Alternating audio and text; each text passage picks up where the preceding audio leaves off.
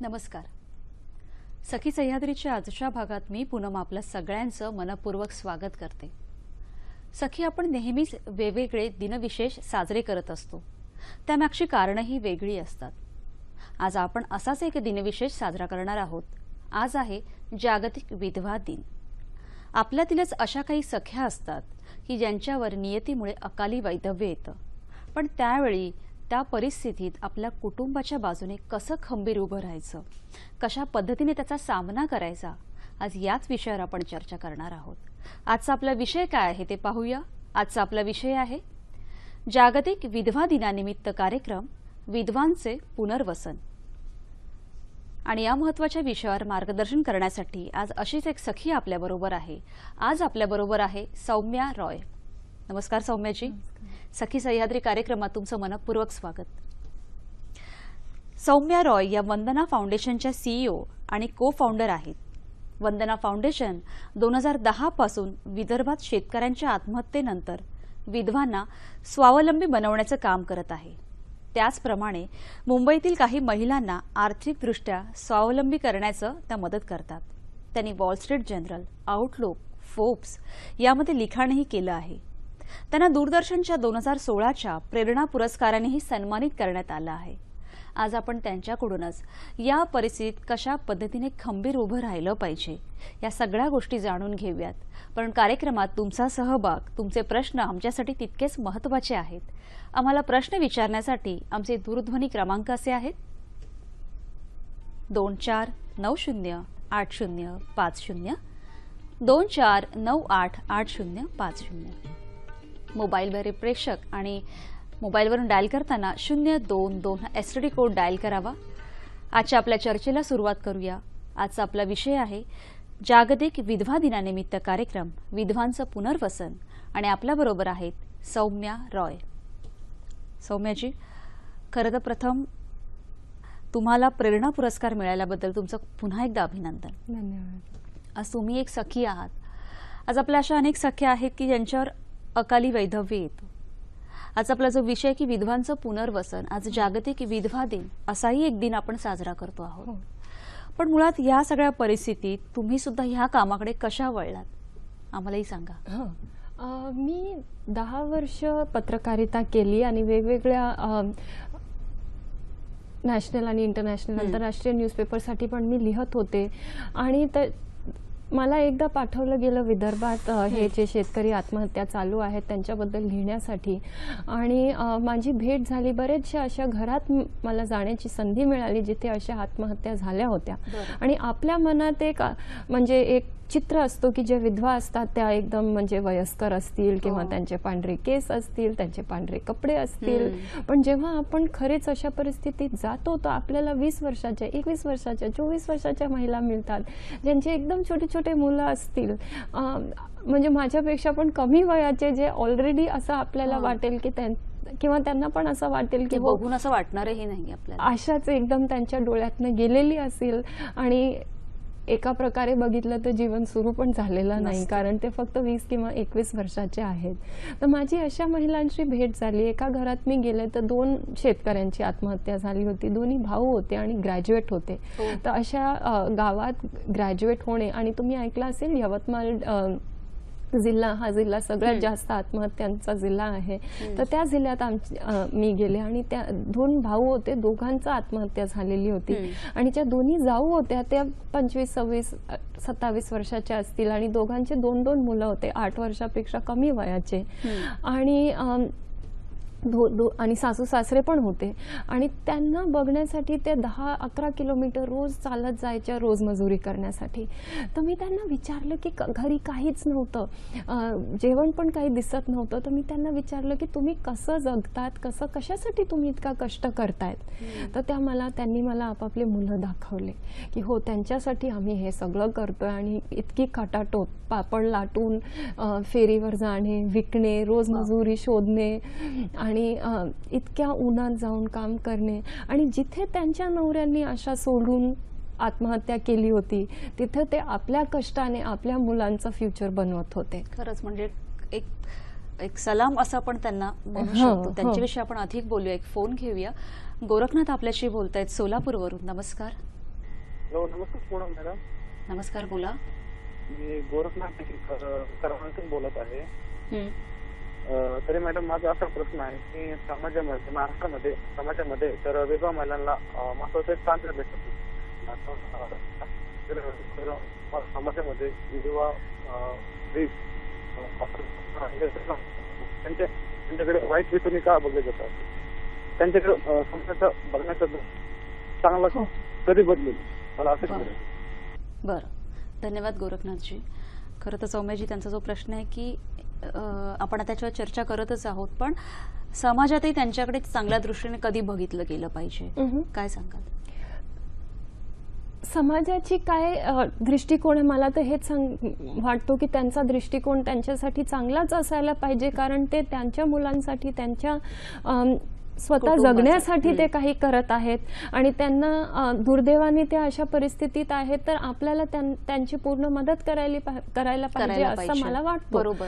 पण आम्ही जेव्हा विद्वांशी बोलतो, आपली ही चर्चा चालू होती की जेव्हा आम्ही विद्वांशी बोलतो त्यांना सगळ्यात जास्त हीच भीती मनात असते की लोक काय म्हणतील, आपले घरातले लोक काय म्हणतील, किंवा कुटुंबीय आपल्याला काय कशा दृष्टीने पाहतील, त्यांना ही नेहमी भीती वाटते. तर मला आठवतो, आणि त्याच्यामुळे पण त्यांना मनाचे बंधन खूप असतात, मनात बंधन असतात. समाजाची तर असतातच, परत स्वतःच्या मनाचीही त्यांना एक भीती असते की मी घरून बाहेर पडले किंवा मी काही करण्याचा प्रयत्न केलं तर काय म्हणतील, लोक काय म्हणतील. तुम्ही त्यांच्यासाठी एवढं काम केलंय, पण म्हणजे तुम्हाला एवढा अनुभव आहे, तर त्यांना कुठल्या कुठल्या समस्यांना किंवा आव्हानांना सामोरं जावं लागतं?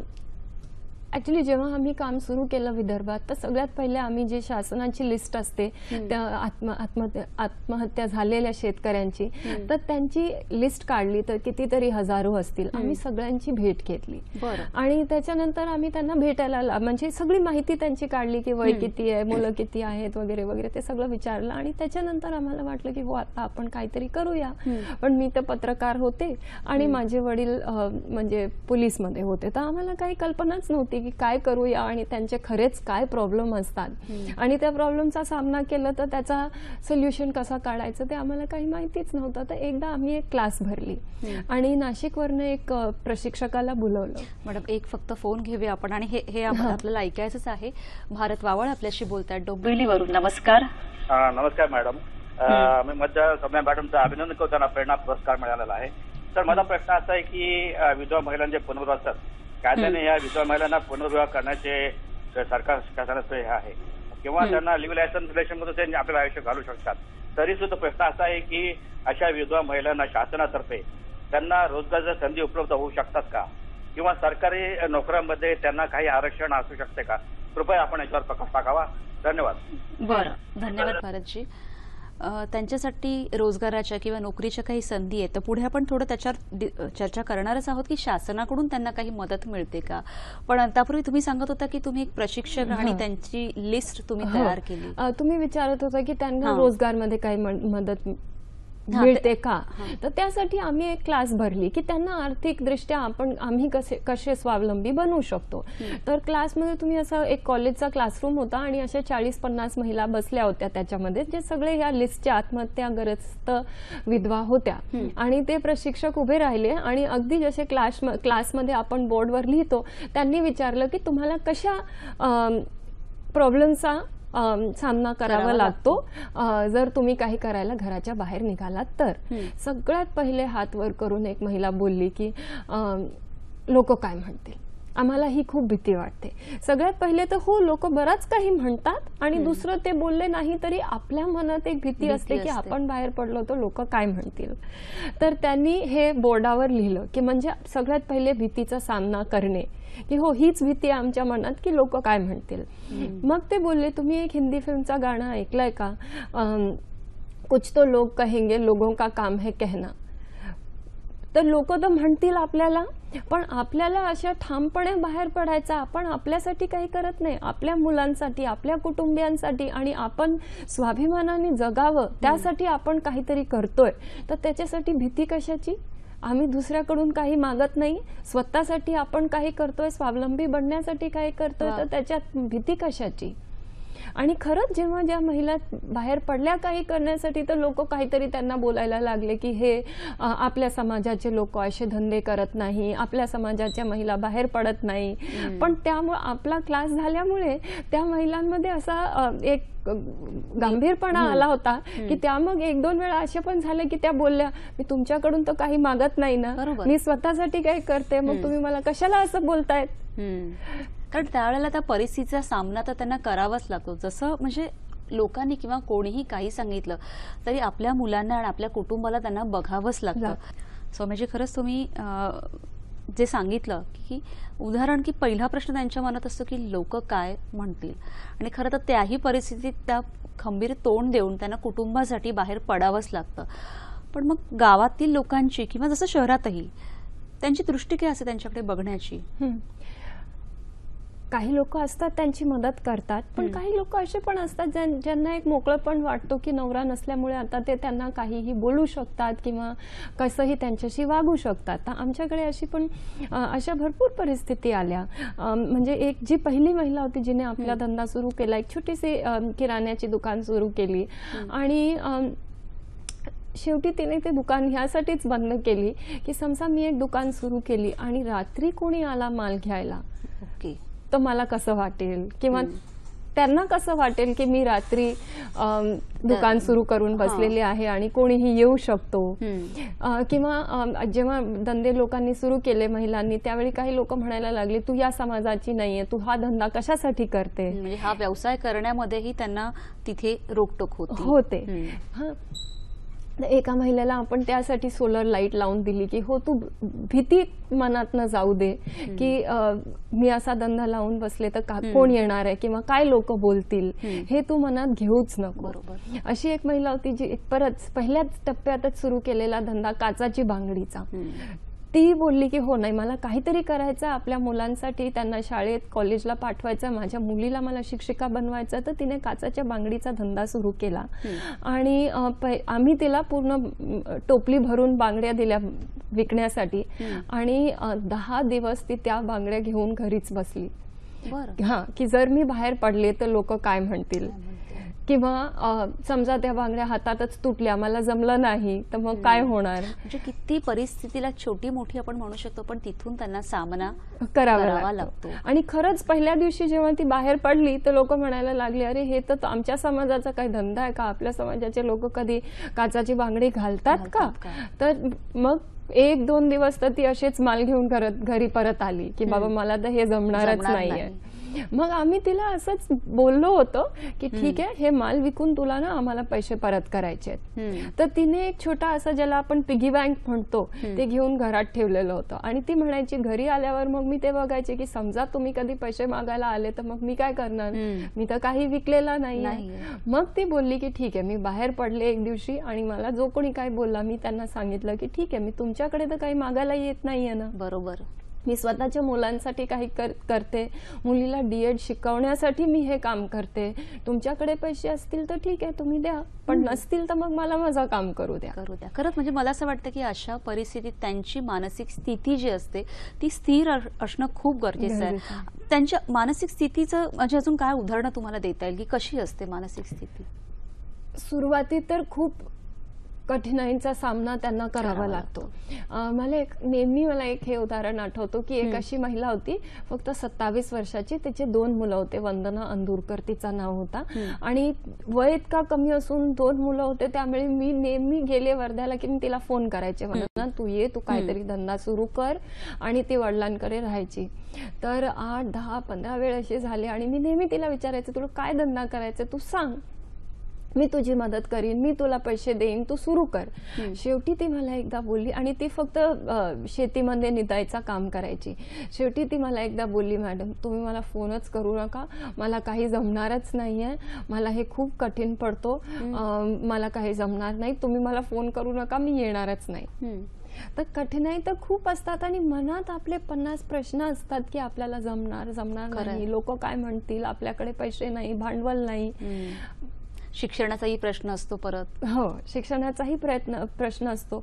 पण ज्यांनी सुरू केलं ना, एकदा आपण ठामपणाने हे विचार केलं, हे नकारात्मक जे विचार असतात मनातनं जर एकदा आपण काढले, तर मग मी हे सांगू इच्छिते की ज्यांनी सुरू केला धंदा त्यांचा कधीही बंद झालेला नाहीये. सुरू केल्यावर मग त्यांना 100% यश मिळतोच. पण सगळ्यात कठीण जो पाऊल आहे तो पहिला पाऊल आहे. खरंच म्हणजे तुम्ही खूप छान असा आपल्या सगळ्या सखींना असा संदेश दिला की सगळ्यात कठीण आहे ते पहिलं पाऊल उचलणं आहे. त्याच्यानंतर यश मिळतंच. फक्त मनातल्या आपल्या ज्या शंका असतात त्या दूर सारून मला काहीतरी करायचं आणि मी जे करते ते चांगलंच करते, हा एक विश्वास त्यांनी बाळगला पाहिजे. खरं तर सौम्याजी, कुटुंबातला आपला एक हक्काचा माणूस गेल्यावर अख्ख्या कुटुंबाची, सासू सासरे, मुलांची एक जबाबदारी त्यांच्यावर येऊन पडते. मग अशा परिस्थितीत तुम्ही त्यांना कसं मार्गदर्शन करता? म्हणजे कुठले कुठले व्यवसाय आहेत किंवा तुम्ही आतापर्यंत तिथे प्रशिक्षण घेऊन जाऊन कुठल्या कुठल्या व्यवसायासाठी त्यांना मदत केलेली आहे? हो, आमचे 1000-2000 पेक्षा जास्त अशा महिला आहेत जे काहीतरी वेगवेगळे प्रकारचे धंदे उद्योग करतात आणि त्यासाठी आम्ही त्यांची मदत करतो. आम्ही एकदा अशा प्रशिक्षणामध्ये पण एकदा महिला बोलली की आमच्याकडे पैसेच नाही, आम्ही बिझनेस तर हे मोठे मोठे लोकांसाठी, श्रीमंत लोकांसाठी असतो बिझनेस करणे, आमच्याकडे कुठे पैसे. तर त्यावेळी त्या प्रशिक्षकांनी त्यांना इतका चांगला उत्तर आणि खूप आयडिया दिले की आपल्याकडे पैसे नसले तरी आपण भरपूर काही करू शकतो.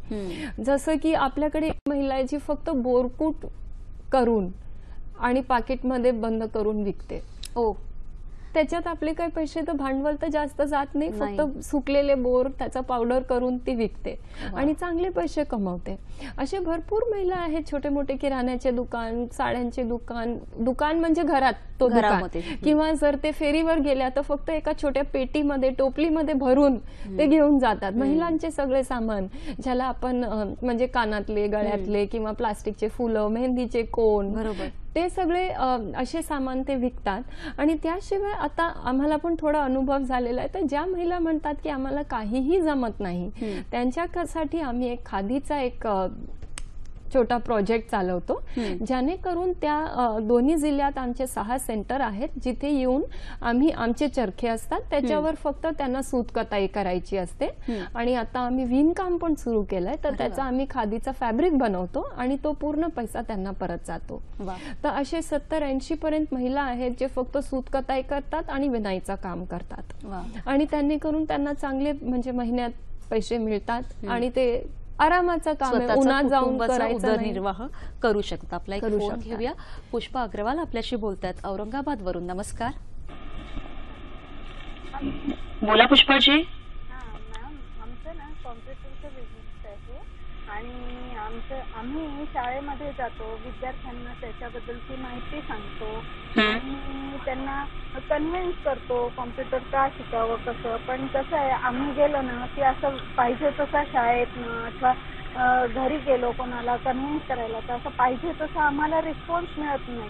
मग आमचं पाऊल पुढे जात नाही, आम्ही तिथेच थपकून जातो की बापरे आपल्याला कोणीच रिस्पॉन्स देत नाही. याविषयी मला विचारायचं होतं की कसं कन्व्हिन्स करायचं आणि कसं आपण पुढे जाऊ याविषयी.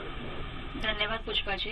पुष्पाजींनी जो आपल्याला एक प्रश्न विचारला होता की त्या कम्प्युटरचं प्रशिक्षण देतात आणि शाळांमध्ये जाऊन कन्व्हिन्स किंवा त्यांना प्रयत्न करत, पण तेवढ्या पद्धतीने त्यांना रिस्पॉन्स किंवा उत्तरं येत नाहीत. तर मला असं वाटतं आपल्या अशा अजूनही सख्या असतील की एखादा छोटा उद्योग किंवा व्यवसाय बाहेर जाऊन कन्व्हिन्सिंगली किंवा ते करणं, सगळ्यांनाच काय मार्गदर्शन कराल तुम्ही? हो, सगळ्यात पहिले जो त्यांचा प्रश्न होता, मला असं वाटतं की कम्प्युटरच्या प्रशिक्षणासाठी वाव तर असतोच, कारण आता सगळ्या मुलांना माहित आहे की नोकरी मिळवण्यासाठी त्यांना थोडंफार कम्प्युटरचं ज्ञान होणे हे गरजेचं आहे. तर त्यांनी थोडी माहिती काढावी की कधी कधी लोक म्हणजे येत नाही, त्याचे वेगवेगळे कारण असतात. कधी माझा असा अनुभव आहे की घरून जर लांब असला प्रशिक्षणाचा क्लास तर कदाचित त्यांना प्रवासाचा प्रॉब्लेम तर नाही आहे, किंवा कशा कारणासाठी, किंवा ते प्रायव्हेटमध्ये त्यांना जाणे बरं वाटते, काय काय कारण आहे ज्याच्यामुळे ते येत नाहीये. कारण कम्प्युटर सध्या जर तुम्ही बघितलं तर सगळे मुलं काहीतरी टॅलीचा किंवा MSc-IT कोर्स करतातच. आणि औरंगाबाद सारख्या शहरी भागात तर लोक काहीतरी प्रशिक्षण घेतातच. पण आणि इतके जास्त क्लास असल्यामुळे ते आपल्या घराच्या जवळ जो क्लास असेल तिथे जाणे प्रिफर करतात. तर त्यांनी त्याची थोडी माहिती काढावी. आणि इतर लोक किती पैसे मागतात, कुठे आहेत त्यांचे क्लासेस आणि कसा क्लास ठेवलं तर लोक येतील, ह्याच्याबद्दल थोडी माहिती काढणे आणि थोडं विचार केलं तर मला जास्त सोयीस्कर पडेल. म्हणजे ह्या सगळ्या गोष्टींचा थोडा विचार केला तर त्यांना अजून जरा चांगलं पडेल. सौम्यजी, की जसं तुम्ही सांगितलं की तुम्ही सुद्धा त्यांना तिथे प्रशिक्षण देत असता सगळ्या आपल्या महिलांना, पण शासनाच्या काही अशा योजना आहेत का की आपल्या विधवा सखींसाठी, महिलांसाठी, की जेणेकरून उदरनिर्वाह करण्यासाठी किंवा एखादा छोटासा व्यवसाय सुरू करण्यासाठी त्यांना मदत होईल?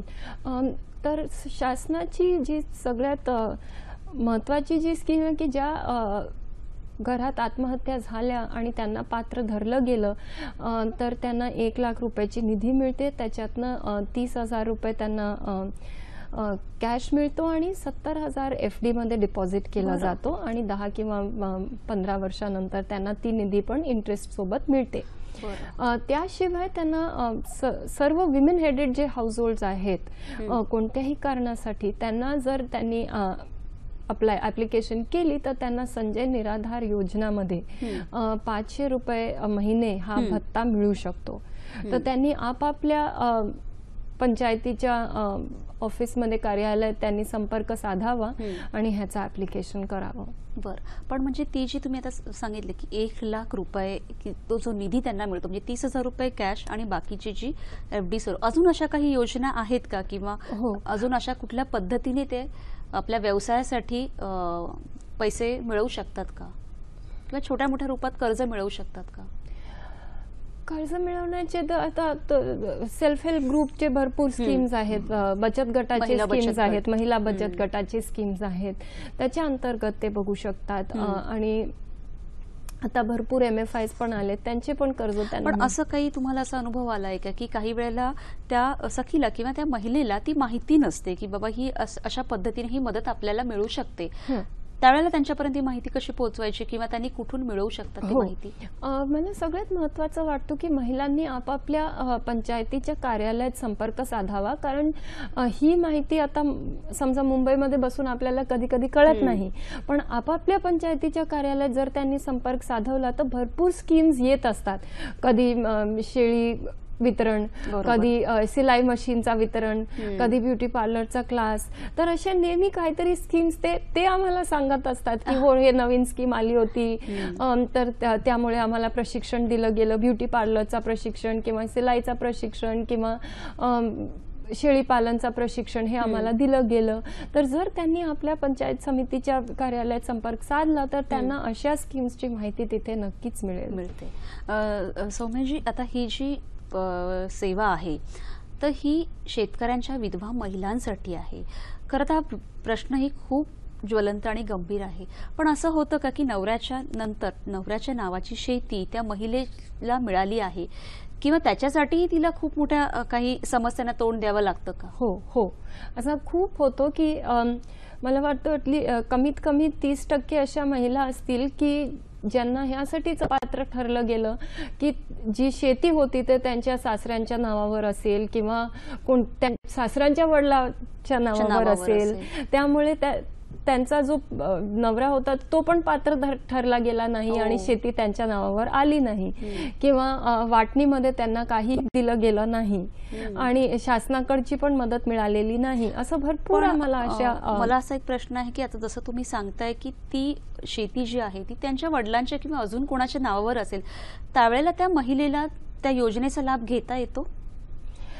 कधी येतो, कधी येत नाही. पण कधी आमच्या काही अशा महिला आहेत ज्यांनी खूप खाटाटोप करून ह्याचा लाभ घेतलेला आहे. शासनाच्या स्कीमचाच नाही, पण म्हणजे इतरही त्यांनी आपल्या सासू घराची वाटणीमध्ये त्यांनी आपले हिस्सा घेणे. मी तुम्हाला एक उदाहरण सांगते. आमची एक महिला ज्याची आम्ही तिची मदत करतो आता पूर्ण 6 वर्षापासून. तिचं लग्न झालं त्यावेळी ती फक्त 17 वर्षाची होती आणि 2 मुलं झाल्यानंतर नवऱ्याने आत्महत्या केली आणि तेव्हापासून मी तिला बघितलंय, म्हणजे कोणालाही मी इतकी मेहनत करताना, इतकी कापूस वेचताना कोणीही असं मी ऐकलेलं पण नाही जेवढी कापूस ती वेचते आपल्या मुलांसाठी. म्हणजे त्यांना व्यवस्थित शाळेत घालणे किंवा व्यवस्थित एक हॉस्टेलमध्ये टाकणे, आणि हे सगळं तिच्या मनात नेहमी चालू असतं. पण तिच्या नवऱ्याला अपात्र ठरलं गेलं होतं कारण शेती त्यांच्या नावावर नव्हती. आणि आता 6 वर्षानंतर सासूंनी ती शेती विकण्याचा प्रयत्न केला आणि हे तर अपात्र होती, तिला काही तिच्या नावावर नव्हतंच. तर तिला वाटलं की जर शेती विकत आहे तर माझ्या मुलांना त्याचा फायदा मिळायला पाहिजे किंवा त्यांचा जो हिस्सा होता, जो हक्क होता ते त्यांना मिळायला पाहिजे. तर तिने तलाठीच्या, तहसीलदारच्या ऑफिसमध्ये जाणं सुरू केलं की माझा पण नाव ह्याच्यावर करारावर असायला पाहिजे आणि किंवा माझा नसला तरी डायरेक्टली मुलांचं नाव त्या करारावर असायला पाहिजे आणि जर विकलं तर त्यांना त्यांचा हक्क मिळायला पाहिजे. पण तिथे तिला काही यश मिळालं नाही. मग शेवटी तिने जो त्यांचा लोकल न्यूजपेपर आहे त्याच्यात जाहिरात दिली की कोणीही सांगावं की ही माझे जे नवरे होते हे ह्यांचा मुलगा नव्हता, आणि जर तो नव्हता तर मग ठीक आहे, ते विकू शकतात आणि स्वतः पैसे ठेवू शकतात. पण जर तो त्यांचा मुलगा होता तर मला आणि माझ्या मुलांना, मला नाही तरी माझ्या मुलांना त्याचा हक्क मिळायला पाहिजे. आणि त्याच्यानंतर मग कुठेतरी एक लाज वाटली असेल आणि त्यामुळे जेव्हा ती शेती विकली गेली तेव्हा तिच्या मुलांना त्यांचा हक्क मिळाला. तर भरपूर अशा आहेत काही महिला जे लढतात आपल्या हक्कासाठी. म्हणजे खरं तर हे जे आता तुम्ही उदाहरण दिलं ते खरंच खूप सगळ्यांसाठी एक असं आहे की या ना त्या कारणाने पण आपल्या मुलांसाठी, मुलांच्या हक्कांसाठी तरी ती सखी लढली. आपला एक फोन घेऊया. अर्जुन आपल्याशी बोलतात परभणीवरून. नमस्कार. नमस्कार अर्जुनजी, बोला, तुमचा प्रश्न विचारा. हॅलो मॅडम, म्हणजे तुमचं आम्ही फोन, तुमचा सलग प्रश्न विचारा. म्हणजे विधवा मॅडम विधवा बायासाठी योजना आहे ती आम्हाला माहिती होईल का, म्हणजे कशासाठी? बरं अर्जुनजी. सौम्यजी, अर्जुन जे आहेत आपल्या प्रेक्षक त्यांनी जो प्रश्न विचारला होता की विधवांसाठी अजून अशा काही शासकीय योजना आहेत का, तर आपण उत्तर दिलेलंच आहे पण पुन्हा एकदा त्यांना क्लिअर करूया आपण. हो, केंद्र सरकारचा जो योजना आहे संजय निराधार योजना, त्याच्या अंतर्गत जे विमेन हेडेड हाऊसहोल्ड्स आहेत त्यांना जर तुम्ही ऍप्लिकेशन केला एका विधवाने किंवा ज्या घरात फक्त एक महिला चालवते त्या घरात तुम्ही जर ऍप्लिकेशन केलं तर तुम्हाला महिन्यात 500 रुपयाचा भत्ता मिळू शकतो. तर तुम्ही आपल्या पंचायत समितीच्या कार्यालयात संपर्क साधा यासाठी. आणि जी दुसरी आपण सांगितली ती फक्त शेतकऱ्यांच्या आत्महत्या झालेल्या, हे अपघातासाठी पण समजा जर एका अपघातात त्यांचा मृत्यू झालेली असेल तर तशा परिस्थितीत त्यांना 10,000ची निधी दिली जाते आणि जर आत्महत्या झाली असेल तर 1,00,000 रुपयाची निधी दिली जाते. बरं, आपला एक फोन घेऊया. उमा महाजन आपल्याशी बोलतायत गोरेगाववरून. नमस्कार. नमस्कार उमाजी, बोला. नमस्कार.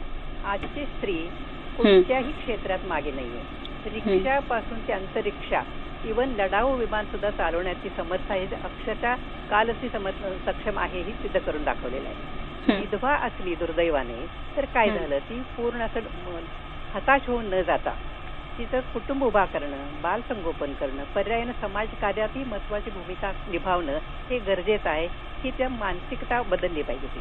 आणि पर्यायानं ते समाज सुद्धा तिला काय केलं पाहिजे, सांभाळून घेतलं पाहिजे, तिला प्रोत्साहन दिलं पाहिजे.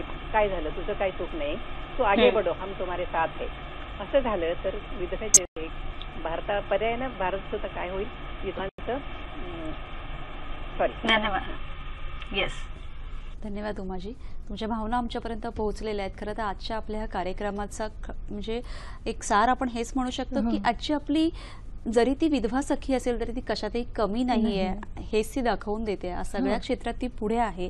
आणि जसं तुम्ही सांगितलं की काही वेळेला खेडोपाड्यामध्ये तेवढी तिची मानसिकता बनायला थोडा वेळ लागतो, पण जसं तुम्ही सांगितलं की कुछ तो लोक कहेंगे, पण ते ऐकून ती घराबाहेर पडून आपल्या कुटुंबाचा उदरनिर्वाह ती चांगल्या सक्षमतेने करते असं आपण म्हणू शकतो.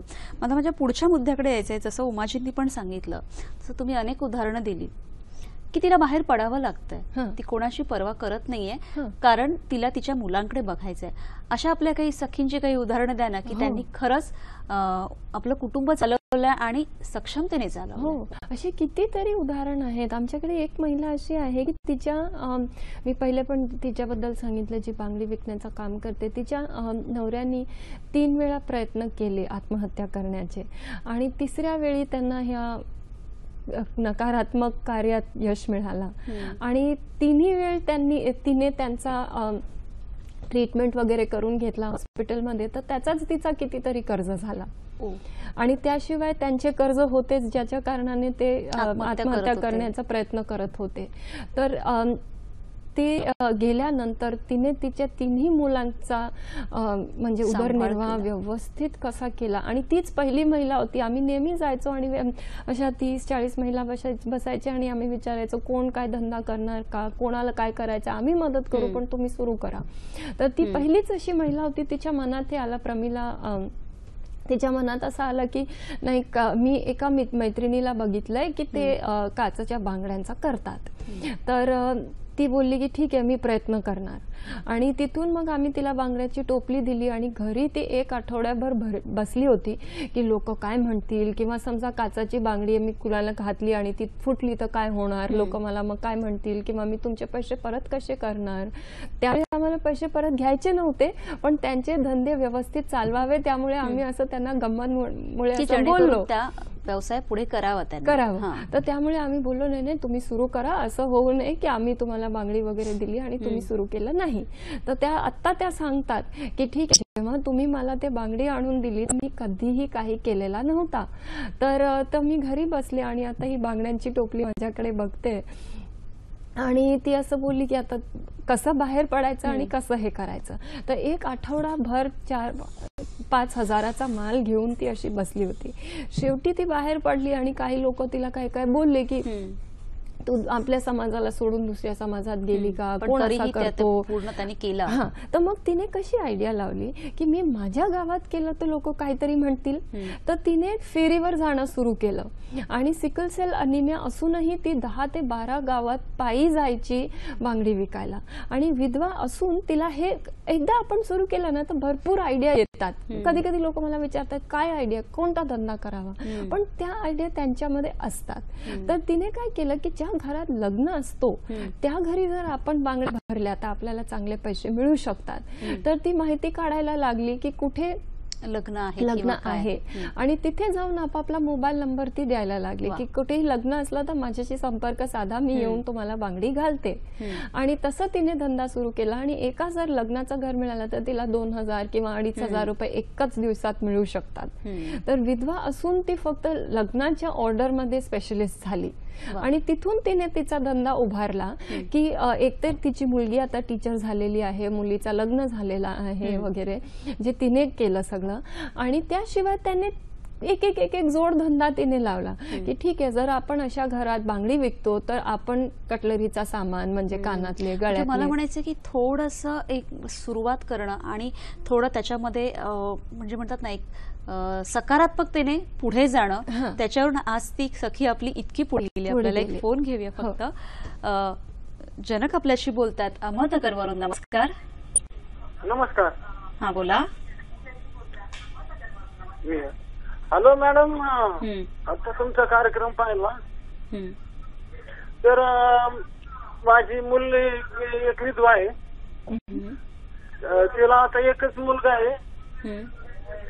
तर तिकडची काहीच रिस्पॉन्स देत नाही, तिची कागदपत्र देत नाही, मृत्यूचा मालकाचा दाखला देत नाही. त्यासाठी आता तुम्ही इथं बोलताय विद्वांचा असं कसं आहे, पण खेडेगावात विद्वांना म्हणजे जगणं सुद्धा मुश्किल आहे. त्यांना कागदपत्र मिळत नाही, कोणत्या स्कीम आहेत टायमाला भेटत नाही. तालुक्याच्या ठिकाणी असते तिकडे त्यांना जाणं येणं होत नाही, काय माहिती होत नाही. धन्यवाद जनकजी, तुमचा प्रश्न आमच्यापर्यंत पोहोचलेला आहे. जसं आपण खरं तर त्यांचा जो मुद्दा आहे की आपण चर्चा करतोय, पण आपली सखी काही वेळेला त्यांना त्यांचे कागदपत्र जसं त्यांनी ते सांगितलं की तिथून दिले जात नाहीयेत, पण कुठेतरी धैर्याने उभं राहणं अपरिहार्य आहे. काय सांगाल सौम्याजी? हो, तुमचे जे कठीणाई आहेत ते मला दिसून येत आहेत, मला समजून येत आहेत. मला माहीत आहे तुम्हाला अशा कठीणाई येतात, रोजच्या रोज अशा परिस्थिती आपल्यासमोर येतात आणि माझ्याकडे तुमच्यासाठी एक व्यवस्थित काही उत्तर नाही आहे की ते हे केलं तर ते सुटूनच जाणार आहे. पण तुम्ही तुमच्या पंचायत समितीच्या कार्यालयात संपर्क साधा, तुमचे जे सरपंच आहेत त्यांच्याशी संपर्क साधा आणि तुमचे जे तलाठी किंवा तहसीलदार असतील ते कदाचित तुमचे कागद बनवतील, तुमच्या घरी येऊन सर्वेक्षण करून आणि तुम्हाला पात्र किंवा अपात्र धरतील तर त्यांच्याशी भेट करा आणि काहीतरी ह्याचा उत्तर निघेलच. किंवा काही समाजसेवी संस्थांची मदत घेऊ नये, म्हणजे तिच्या सासरचे जर ते कागदपत्र देत नसतील तिला, जी कागदपत्र तिला हवी आहेत तर काही समाजसेवी संस्थांच्या मदतीनेही ते मिळवू शकतील. आणि जर तुमच्या एरियामध्ये कोणते तरी पत्रकार असतील त्यांना पण सांगा, कदाचित त्यांनी काही लिहिलं तर मग शासकीय यंत्रणा पण थोडे हातपाय मारायला लागतील, असं पण होऊ शकतो. पण आशा सोडू नका, काहीतरी होईल तुमच्यासाठी. सौम्यजी, खरंच तुम्ही खूप अशी उदाहरणं दिली ती आपल्या सखींना की त्याही एक सकारात्मकतेने ह्या परिस्थितीला तोंड देऊ शकतात. कारण काय असतं की त्यांना सर्वात जास्त भीती असते ती आपल्या मुलांचं काय होणार. जेव्हा हा आघात त्यांच्यावर होतो तेव्हा आपल्या मुलांचं काय होणार, कुटुंबापेक्षाही मुलंही तिच्या सगळ्यात जवळची असतात. पण त्यावेळेला त्यांनी कशा पद्धतीने त्यांच्या मनातील ही भीती कमी केली पाहिजे, काय सांगाल? नाही, धैर्याने केलं ना तर ते काहीही करू शकतात. पण हे बरोबर आहे की सगळ्यात जास्त त्यांच्या मनात जो प्रश्न उद्भवतो की मुलांचा काय होणार. आमच्या संपर्कात एक अशी विधवा आहे की तिचे म्हणजे नवऱ्याने आत्महत्या केली, त्यावेळी मुलं 2 छोटे छोटे होते, एक 5वी मध्ये आणि एक 7वी मध्ये. तर तिच्या मनात सगळ्यात जास्त हेच होता की माझ्या मुलांना ही घटना घडल्यामुळे कुठेही मागाकार असा होऊ नये, त्यांच्या फ्युचरवर काही फरक पडू नये. आणि त्यासाठी तिने आणि ती स्वतः म्हणजे एका ग्रामीण भागाची असली तरी ती 10वी नापास होती, म्हणजे थोडीफार शिकलेली होती. आणि तिने हे इतक्या गांभीर्यपणाने घेतलं की मी माझ्या मुलांना तर शिकवणारच आहे. आणि तिचा स्ट्रगल इतका जास्त आहे की कधी कधी मी बघते तर मलाच वाटतं की अशा परिस्थितीत मीच करू शकले नसते.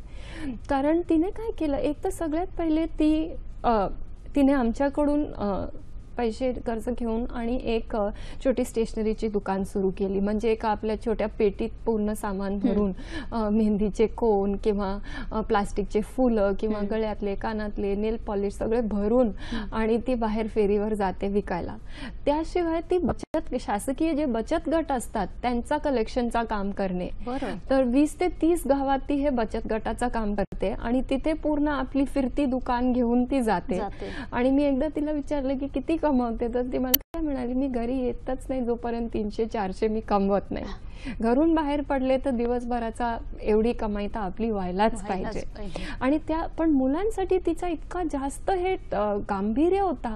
तर ती दरवर्षी, आता ही शाळेची कॉलेजची वेळ सुरू झाली तर तिच्याकडे जे 2-3 छोटे मोठे दागिने आहेत दरवर्षी ती यावेळी गहण ठेवते, कर्ज घेते त्यावर आणि मुलांची फीस भरते आणि वर्षभर काम करते. शेतीचे कामं, बचत गटाचे कामं, आपल्या दुकानाचे कामं, अजून काहीही कामं मिळाले ते सगळे करते. आता ती मग एकदा ती मला बोलली, तुम्ही मला पार्ट टाइम काम नाही का देणार? मग म्हटलं ठीक आहे तू घेतं. आता ती आमच्याकडे पण पार्ट टाइम काम करते, आमचा कलेक्शनचा काम करते कधी कधी. आणि हे सगळ्या निधीनी वर्षाच्या नंतर ती दागिने परत आणते आणि 1-2 महिन्याची सुट्टी झाल्यावर परत ते गहण ठेवते.